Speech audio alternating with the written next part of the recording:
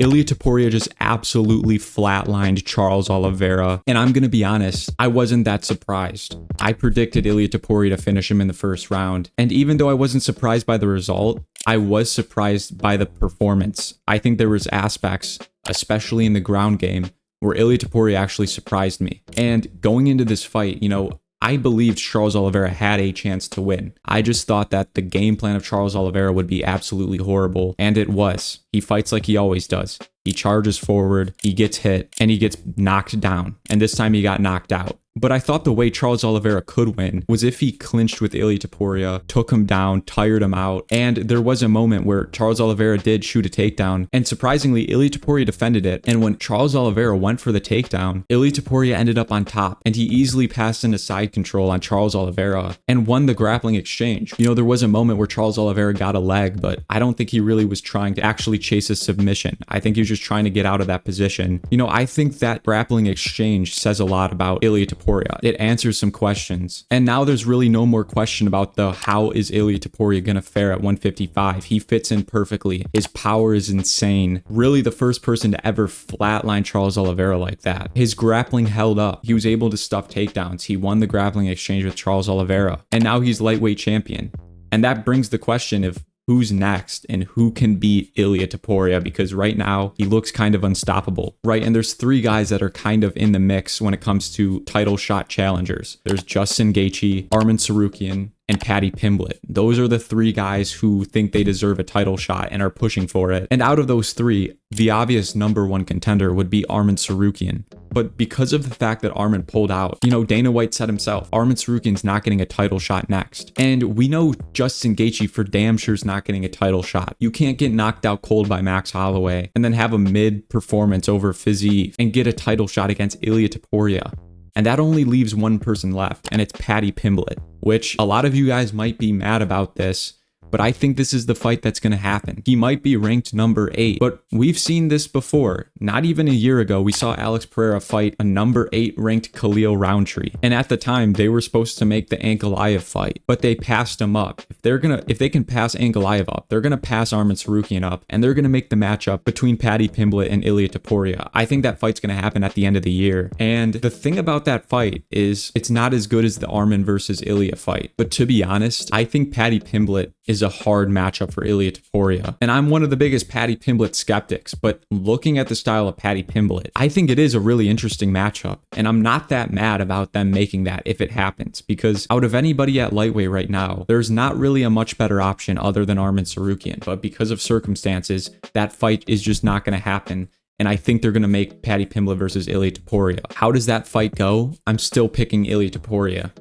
I don't know how you could pick against Ilia Topuria right now. But the thing about it is, I think Paddy Pimblett could possibly even be a more difficult matchup for Ilia Topuria than Arman Tsarukyan. I think Arman Tsarukyan beats Paddy Pimblett, but styles make fights. And I think the fact that Paddy Pimblett is probably the biggest lightweight in the UFC right now, and the fact that he's actually going to have a good game plan going into the Ilia Topuria fight. He's going to stay at distance. He's going to keep range, unlike Charles Oliveira, who just walks forward like a zombie and takes damage. Paddy Pimblett, we know, can keep range, and he fights smart. We saw that against Chandler. Chandler's the exact same archetype of Ilia Topuria. He's just a Walmart version of Ilia Topuria. And we saw what Paddy Pimblett did to that style. He stayed at range, he used his size and his strength and took Chandler down and ground and pounded him. And that's the reason I think the fight is pretty interesting, because the one weakness kind of Ilia Topuria showed in the fight against Charles Oliveira is, his power is insane at 155. He's as powerful as he's ever been, but the size is still kind of an issue. We saw Charles Oliveira able to control Ilia Topuria up against the fence, and he did look like the stronger guy. He looked like he had strength over Ilia Topuria. And I think Paddy Pimblett is a much bigger fighter than Charles Oliveira. They might be similar height or whatever, but Paddy Pimblett, he cuts a lot of weight to get to 155. And I think it's a much more dangerous fight because the strength of Paddy Pimblett could be an issue for Ilia Topuria. But at the end of the day, I'm still going to pick Ilia Topuria by round 1 knockout if that fight happens. Because listen, Paddy Pimblett's a good fighter, but he does have weaknesses, especially in the striking defense. He does. And I think against a guy like Ilia Topuria, he's going to get put on the back foot.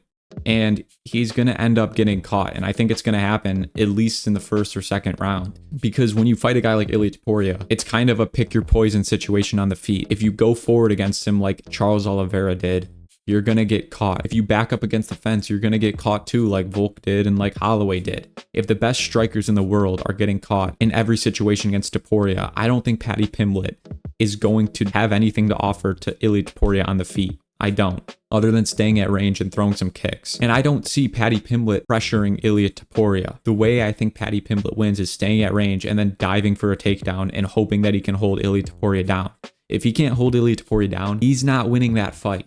And I don't think he's going to be able to do that. He might score a takedown. He might get some clinch situations, but I don't think he has the ability to hold Topuria down and get a finish on the ground or win by decision. So I'm still picking Ilia Topuria in that fight. And I truly think that's the next fight that's going to happen. It really seems like it is. Unless they force Pimblett to fight for a #1 contenders fight. But I don't see the point in that, because Topuria can fight Pimblett in the meantime earlier than if he waited. And Arman can fight someone, and if he wins, he'll fight Topuria after that. But at 155, I just don't see a single person beating Ilia Topuria. And I think the real big fight we want to see is Islam Makhachev versus Ilia Topuria. That's the fight we need. Like, seriously, there is no bigger fight now that John Jones has retired in the UFC than that fight. That's really the only thing we're hanging on to now. That's really the biggest fight we can look forward to. And I'm going to be honest, I think Islam Makhachev's not going to win against JDM. I think he's going to lose, and hopefully he goes back down to 155 after that and we can get the fight. But regardless, even if Islam Makhachev moves up to 170,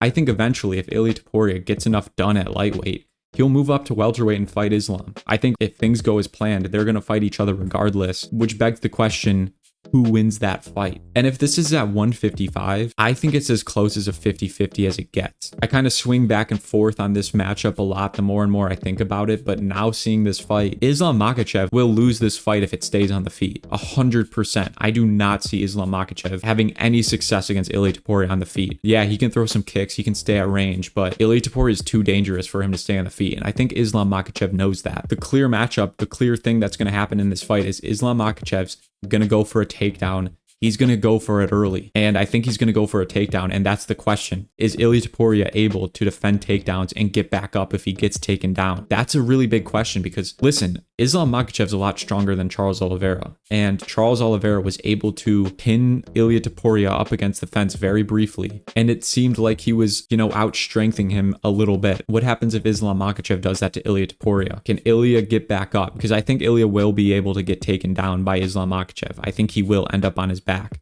or end up on his butt. But the question is, will he have enough time on the feet to be able to get a finish? And I think if it's at 155, I'm going to have to side with Ilia Topuria. I think just the fact, like the knockout power Ilia Topuria has, and especially at 155 now, we've never seen Charles Oliveira get slept like that. He's never been out cold like that. Topuria has nutty power, and it's more likely he gets a finish on the feet against Islam Makhachev. Makhachev has weaknesses on the feet, especially early. I think it could be a really early finish by Ilia Topuria. I don't think Islam Makhachev does that well in the very beginning of fights. We've seen against Moicano, he kind of gets tripped up, his feet weren't under him. In the Volk fight, the same thing happened. I think there's a chance Ilia Topuria meets right in the middle of the octagon and lands some devastating punches. And I think even eventually in the later rounds, Topuria could land some big shots. But after this fight against Charles Oliveira, I think Ilia Topuria should be ranked #2 pound for pound, right behind Islam Makhachev. If Makhachev loses against JDM, Topuria is #1 pound for pound. And if they both win their fights and they don't lose until they fight each other, that's an insane fight. #1 pound for pound versus #2 pound for pound. I really hope that fight happens. But I'm excited for the Paddy Pimblett fight too. I know a lot of people aren't going to like it because they want the #1 guy, the guy who's earned it. But the reality is, Arman's not getting a title shot. He's not. And I'm not mad about the Paddy Pimblett fight. And I think Paddy Pimblett, honestly, could offer more of a challenge to Ilia Topuria than Arman. And I think Arman beats Paddy Pimblett, but I think styles make fights. I think Paddy Pimblett could really surprise people. I'm not picking him, but I think he could surprise people. But let me know what you guys think about Ilia Topuria's performance. What do you think about the fight? Do you think he fights Paddy Pimblett or Arman Tsarukyan? Do you think there's going to be a #1 contenders matchup? Let me know your guys' thoughts in the comments below. If you guys like this video, make sure to leave a like, comment, and subscribe. I'll see you guys in the next one.